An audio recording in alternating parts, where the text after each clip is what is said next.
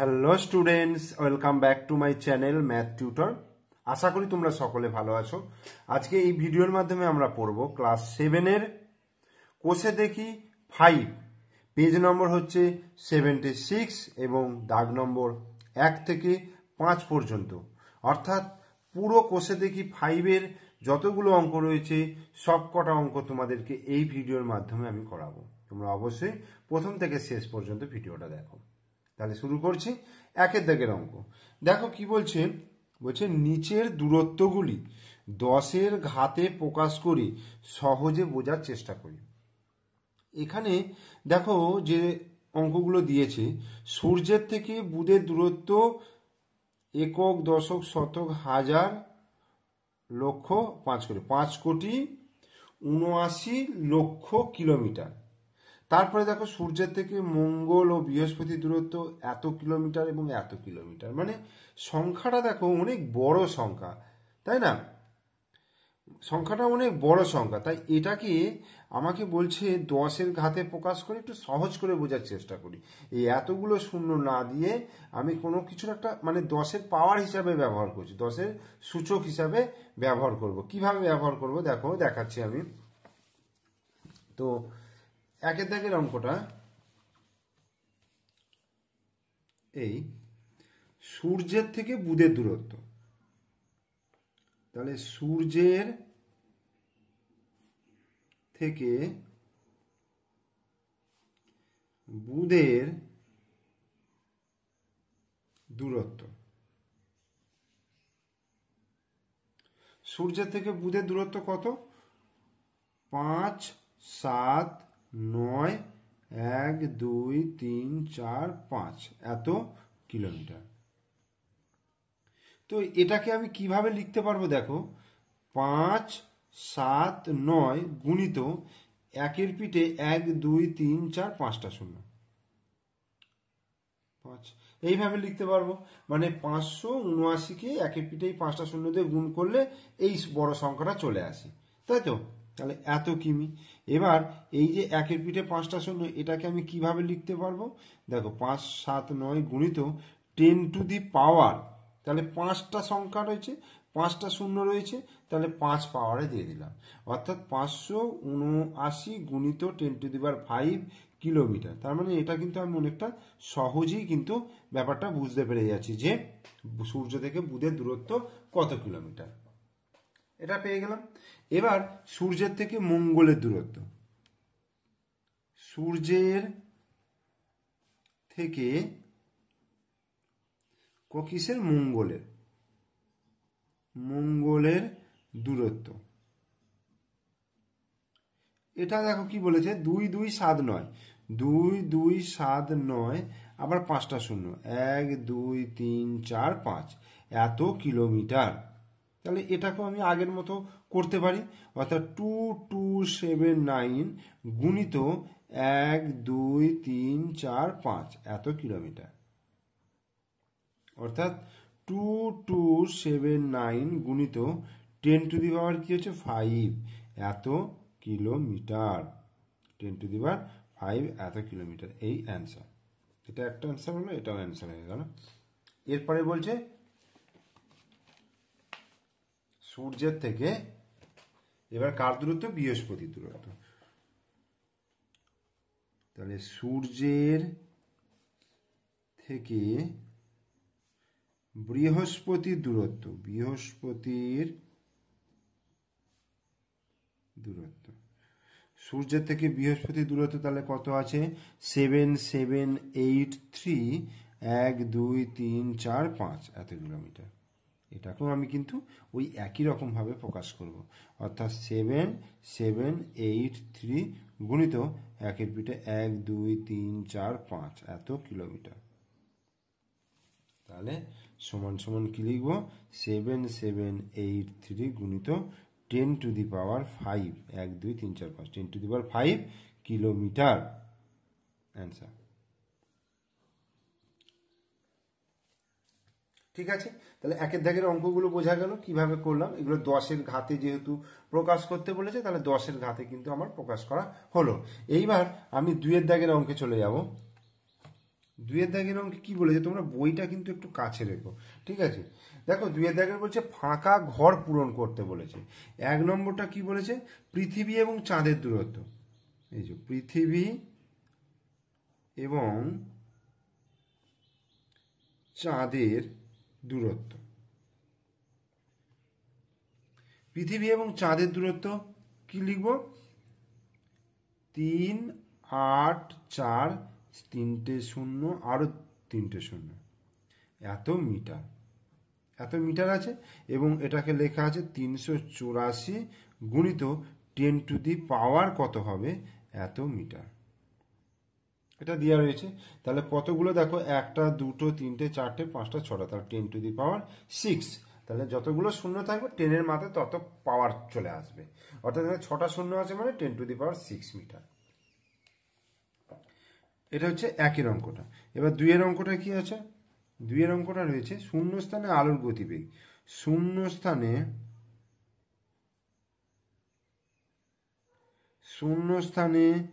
আলোর গতিবেগ, শূন্যস্থানে আলোর গতিবেগ কত, 3-এর পিঠে 3টে 3টে 6টা 2টো 8টা, 1 2 3 4 5 6 7 8টা, এত মিটার পার সেকেন্ড। তো এটাকে যদি আমি লিখি 3 গুণিত 10 টু দি পাওয়ার, আমি কত লিখতে পারবো, 8, যেহেতু 8খানা শূন্য রয়েছে, তাহলে 3 × 10 to the power 8 metre per second. এইগুলো হচ্ছে অ্যান্সার। 2-এর দাগের হয়ে গেল। এরপরে আমি চলে আসছি 3-এর দাগের অঙ্ক। 3-এর দাগের কি বলেছে, 3-এর দাগের কি বলেছে, এরপরে আমরা 3-এর দাগের অঙ্কে চলে আসছি। 3-এর দাগের অঙ্কে কি বলেছে, বলছে নিচের সংখ্যাগুলি 10-এর ঘাতে প্রকাশ করতে বলেছে। 10-এর ঘাতে, এই যে সংখ্যাগুলো দিয়েছে এগুলোকে 10-এর ঘাতে প্রকাশ করতে হবে, এবং বলেছে ব্র্যাকেটে বলেছে দশমিকের পর 1 2 ও 3 ঘর পর্যন্ত।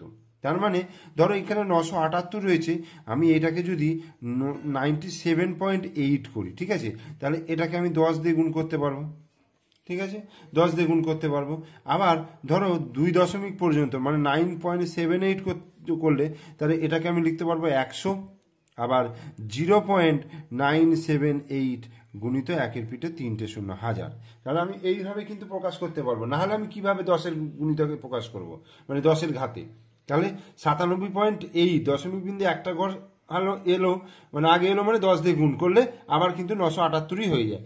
এটাকে 100 দিয়ে গুণ করা মানে দশমিক বিন্দু ডান দিকে 2 ঘর চলে আসবে, তার মানে এই সংখ্যাটা চলে আসবে। আবার এখানে 3 ঘর আগে করেছি মানে 1000 দিয়ে গুণ করলে আবার কিন্তু এই দশমিক বিন্দু এখানে চলে আসবে। বোঝা গেল? এবার এটাকে আমি লিখবো 97.8 গুণিত 10 মানে 10 টু দি পাওয়ার 1 লিখতে পারবো। আচ্ছা, 9.78 এটাকে লিখতে পারবো 10 স্কোয়ার লিখতে পারবো, কারণ 10-এর স্কোয়ার মানে হচ্ছে 100। আর যে 0.978 এটাকে লিখতে পারবো 10 টু দি পাওয়ার কত আছে, 3টে, তার মানে 10 টু দি পাওয়ার কিউ লিখতে পারবো। এগুলো অ্যান্সার হয়ে গেল। সেম ভাবে আমি এটাও করতে পারবো। দেখো আমি যদি 1 দশমিক পর্যন্ত করি, তার মানে 15 9 2 1 দশমিক 7, তাহলে এটা গুণিত 10 করতে পারবো। আচ্ছা, দশমিক বিন্দু যখন এই 1 ঘর আগে করব তখন 10 দিয়ে গুণ করব। আবার 9 2 দশমিক 17, যখন দশমিক বিন্দু 2 ঘর আগে করব তখন কত দিয়ে, 100 দিয়ে গুণ করতে হবে। আর 1 5 9 দশমিক 217 যখন 3টে ঘর আগে করব তখন আমাকে কী করতে হবে, 1000 দিয়ে গুণ করতে হবে। এবার এটাকে আমার 10-এর ঘাতে আনতে হবে। তাহলে 1 5 9 2 1 দশমিক 7 গুণিত 10 টু দি পাওয়ার 1। এটা হবে 1 5 9 2 দশমিক 17 গুণিত 10 স্কোয়ার। আর এটা হবে 1 5 9 দশমিক 217 গুণিত 10 টু দি পাওয়ার কিউ। হবে অ্যান্সার।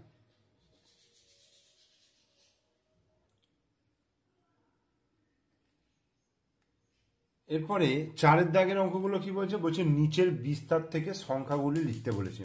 তো 1-এর দাগের আমি এই বিস্তারটা লিখেছি, এই বিস্তারটা থেকে সংখ্যাটা কত হবে সেটাকে আমার আনতে হবে।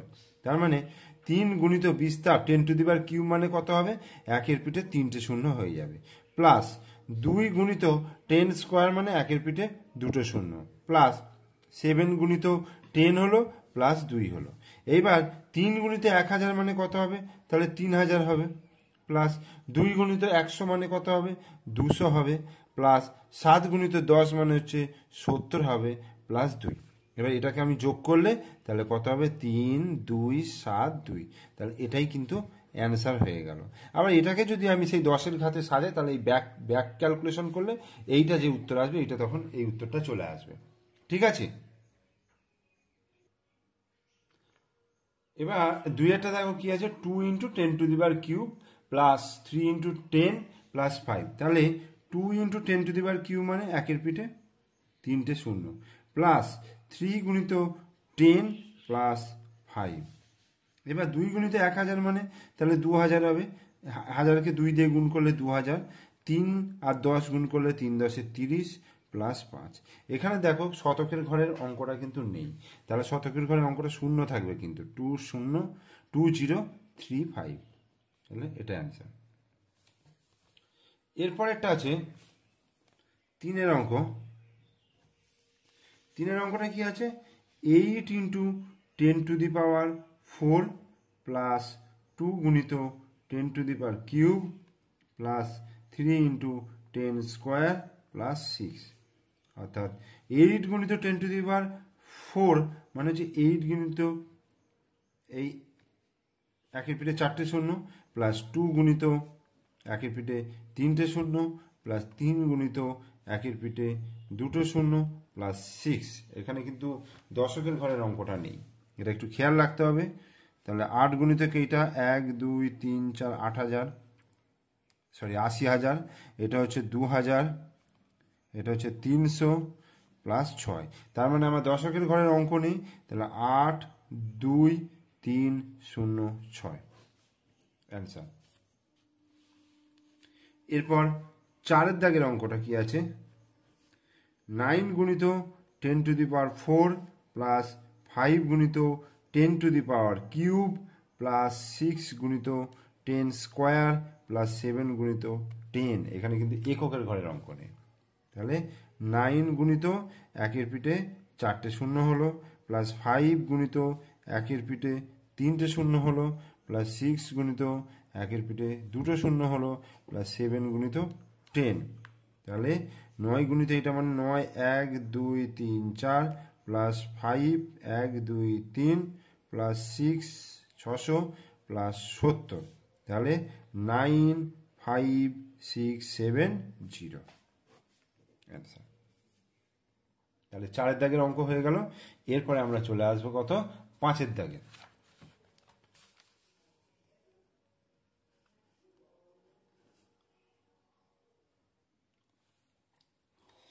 5-এর দাগের 1-এর অঙ্কটা দেখো কি আছে, বলছে 2³ গুণিত 3⁵ গুণিত 16 বাই 3 গুণিত 32। তো আমি 32টাকে যদি ভাঙি দেখো কত হবে 2 16 দুগুণে 32, 2 8 দুগুণে 16, 2 4 দুগুণে 8, 2 2 দুগুণে 4।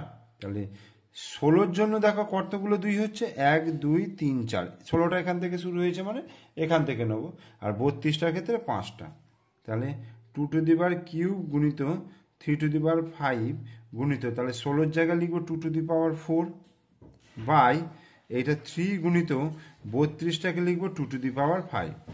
ওকে, এবার যেটা হচ্ছে দেখো 2⁵ আছে আর গুণিত 2⁴, তাহলে পাওয়ারগুলো কি হয়ে যাবে যোগ হয়ে যাবে, তাহলে 3 + 4 গুণিত 3⁵ বাই এই 2⁵টা আমি এই নিচে লিখলাম এখানে, গুণিত 3টাকে 3 মানে 3⁴ সমান সমান 2⁵ কত হচ্ছে 4 আর 3 7 হচ্ছে, গুণিত 3⁵ বাই 2⁵ গুণিত 3⁵। এবার 2⁵7 বাই 2⁵, এটা কি আছে ভাগে আছে, তো ভাগে থাকলে আমরা কি জানি 2⁵7 - 5 বিয়োগ হয়ে যাবে, গুণ চিহ্ন 3⁵ বাই 3⁵, এটাও ভাগে রয়েছে, তাই 3⁵ - 1, তাহলে 2⁵7 - 5 তাহলে 2² হয়ে গেল, আর 3⁴ হয়ে গেল, তাহলে কত হচ্ছে 2 দুগুণে 4 আর হচ্ছে 3 3 9, 9 81, এটা 81 হয়ে গেল, তাহলে 4 1 4 4 8 32, 324।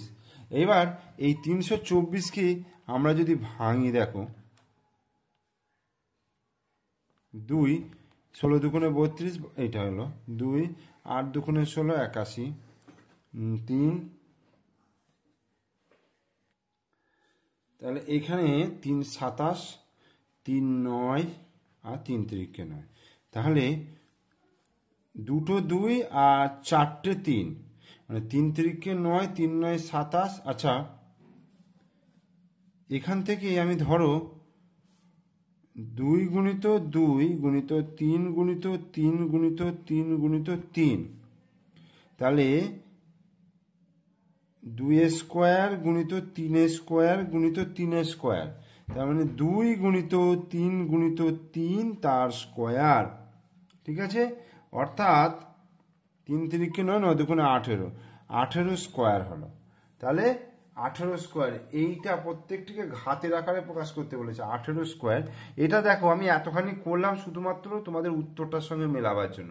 ঠিক আছে, না হলে ঘাতের আকারে সাজাতে বললে আমি তো এটাও 2 স্কোয়ার আছে, এটা 3^4 রয়েছে, আমি এখানেও অঙ্কটা শেষ রাখতে পারতাম। ঠিক আছে, আর যদি সরল করি মান নির্ণয় করতে বলে তাহলে আমি 324 পর্যন্তও রাখতে পারি, যদি ঘাতের আকারে না প্রকাশ করতে বলে।